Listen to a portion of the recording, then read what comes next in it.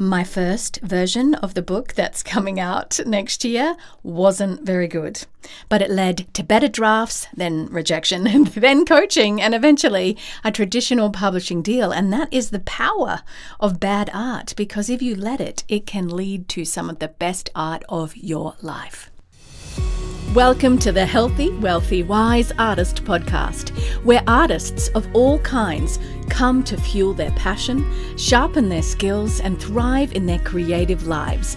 I'm your host, Lara Bianca-Pilcher, life and creativity coach and fellow artist, here to support you on your artistic journey. Whether you're a performer, writer, visual artist, or any kind of artist, this is the space for real talk, practical advice, and inspiring stories. Subscribe and join us each week for more inspiration and actionable insights to fuel your artistry. Let's dive in and get inspired. Welcome to the Healthy, Wealthy, Wise Artist podcast, the show for dancers, actors, singers, writers, visual artists, and creatives of all kinds who are building a life around their art. I'm Lara Bianca-Pilcher, life and creativity coach, working artist, and someone who's lived this truth. Bad art isn't failure. It's actually feedback.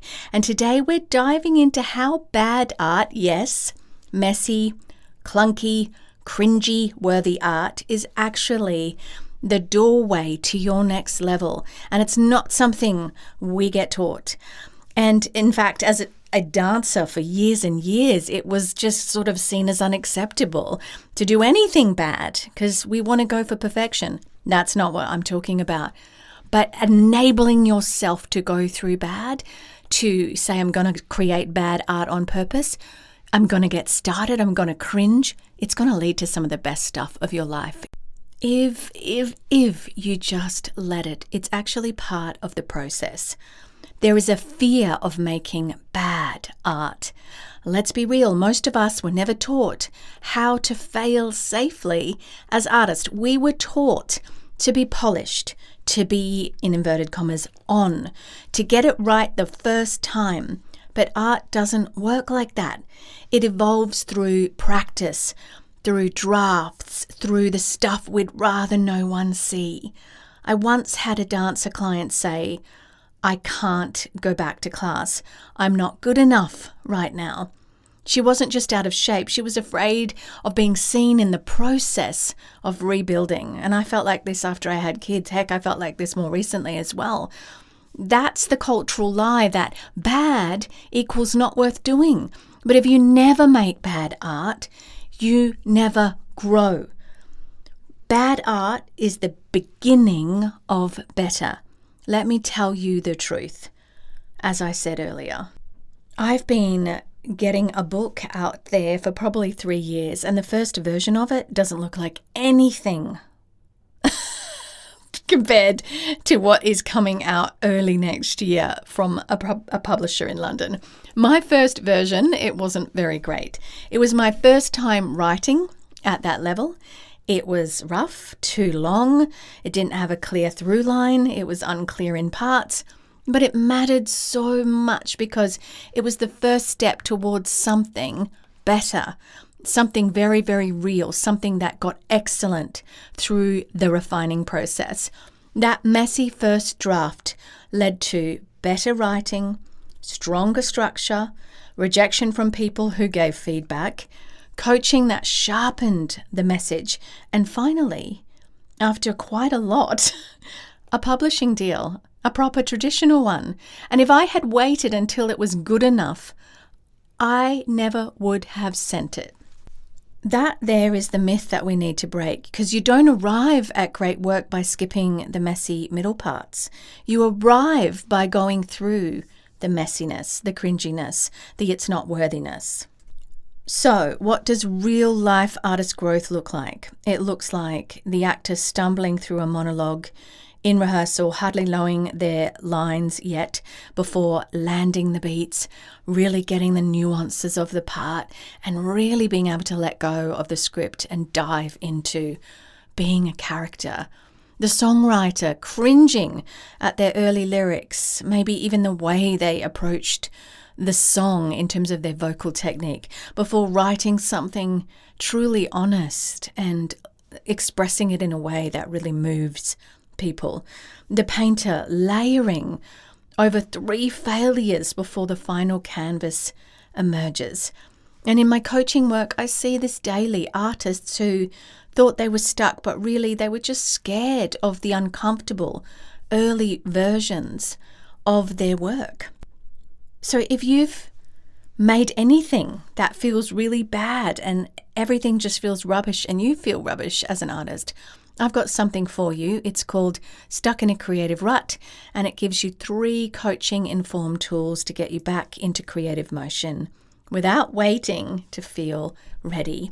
Download it at larabiancapilcher.com.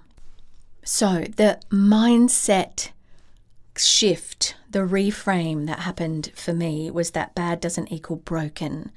Bad doesn't mean broken. It means brave, and it means you tried. Failure means you tried. You risked. You're learning and you learned. Your messy first draft is proof that you are showing up, and it's not proof that you're failing permanently. It's proof that you are in the game. Great work is the result of making many bad attempts and a decision to keep going anyway. So let's normalize making art that isn't ready yet. Let's normalize hitting the bad notes, not getting the triple turn you went for, or heck, the single turn, not remembering all your lines, but goodness, having a go and diving in. It might mean painting terribly in order to actually create something that you see in your head in real life. Let's normalize letting it be bad before it becomes beautiful. Let's normalize making art that isn't ready yet. So a challenge this week is do something this week that might turn out bad. It's your Creative Spark Challenge. Do that thing that might turn out bad for your art on purpose. Write a terrible scene because you've been itching to write but scared to. Record a weird voice note in a funny accent if you need to because you've been itching to try something in another accent but so afraid it's going to be terrible. Dance in your kitchen with no camera on and just let yourself fail. Try that thing that you wanted to try. Let it be raw, let it be real, because bad art, my friends, is better than no art at all. So if you're holding back because it might not be good enough, know this. Everything great you've ever loved started as something awkward, unsure, and unfinished. Don't rob the world of what you're here to make just because the first try isn't perfect. I remember when I started choreographing, I felt like I'm a dancer, I don't know how to choreograph. It was a different art form within the art form. It was a different skill set. And man, did I get better at it as I just gave it a go and let myself be imperfect. You're not behind.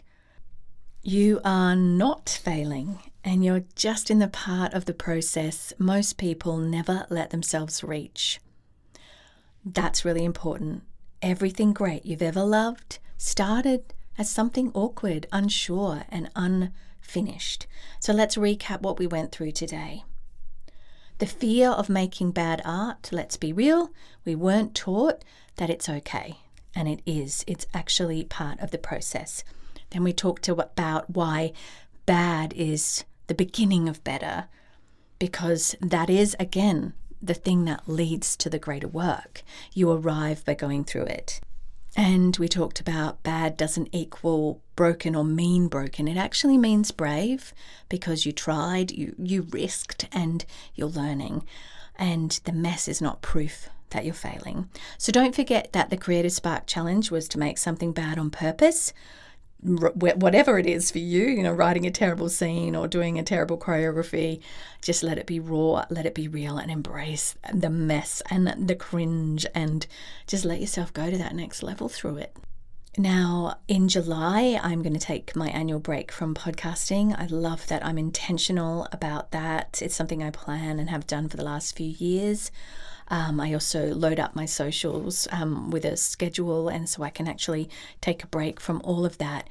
It's so recharging to do that and to be intentional about it as you plan. Maybe for you, as an artist, you feel like, oh, I can't do that because I haven't booked this or I haven't done that.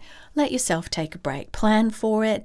But I think as artists, going out and living our lives, having fun, enjoying nature, being with people, allowing ourselves to experience is all part of the job, is all part of gaining the inputs to continue to create and put out the things that we want to into the world. But before then, I've got a few episodes left in June, and the next episode is going to be Turn Your Art into a Business, and it's going to be practical tips. Now, some of you might already be doing that, but man, if I had a learning curve these last few years as I've stepped more into running my own business. That's at larabiancapilcher.com. I've got the coaching, I've got the journal, I've got the book, I've got the blog, the podcast, a lot of things. And so I really wanted to speak into that space for those of you who maybe are struggling, just need some encouragement, or considering doing more around that space as an artist. Your creativity has value, and it's time to treat it like more than a side project. We'll talk about making money as an artist, as a career artist, without selling your soul. We'll talk about the next steps for you personally. Don't forget, if you want coaching, I am an ICF, International Coaching Federation professional certified coach. Would love to do a one-on-one session with you. Find out more at larabiancapilcher.com. You can shoot me an email there. And in the meantime, head to social media, whatever platform you're on. You'll probably find me there under Lara Bianca Pilcher. If you're still listening and enjoy this podcast and want to, I would invite you to leave a review. Particularly 5 stars help me, of course. It's not helpful to leave a 1-star review. So I'll be bold to say leave a 5-star review if this is moving your heart and helping you along, because it helps me go up in the algorithm. Goodness, that word algorithm, isn't that a fun word? Anyway, guys, don't forget that I am with you on the journey, and I will see you next week. Bye for now. Thank you for tuning in to the Healthy, Wealthy, Wise Artist podcast. If you enjoyed today's episode, don't forget to subscribe so you'll never miss an inspiring conversation or actionable insight. You can read the show notes and learn more at larabiancapilcher.com. And be sure to share this episode with fellow artists who could use a little extra inspiration. Until next time, keep creating, stay audacious, and remember, your artistry matters.